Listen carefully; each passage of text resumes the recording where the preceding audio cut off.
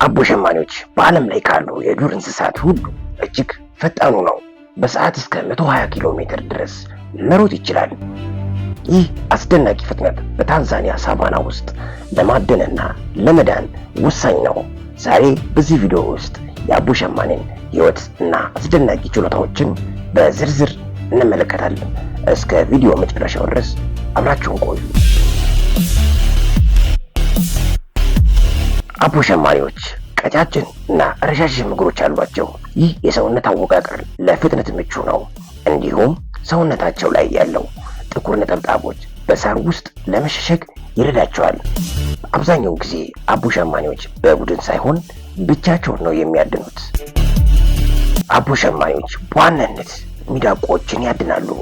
አድኑ የሚጀምረው አቦ ሸማኔው በሳሩ ውስጥ ተደብቆ ነው። ትክክለኛው ጊዜ ሲደርስ ግን በአስደናቂ ፍጥነት መሮጥ ይጀምራል። በስተመጨረሻም አቦ ሸማኔው ሚዳቋን በአስገራሚ ፍጥነት ይይዛታል። አቦ ሸማኔዎች የዱር እንስሳት ዓለም አስደናቂ ፍጥረታት ናቸው። የእነሱ ፍጥነት፣ ቅልጥፍና እና የማደን ችሎታዎች ለሰዎች ሁሌም አስደናቂ ነው። ይህ ቪዲዮ ስለ አቦ ሸማኔዎች የተወሰነ ግንዛቤ እንደሰጣችሁ ተስፋ አደርጋለሁ። በሚቀጥለው ቪዲዮ እስክንገናኝ ደህና ሁኑ።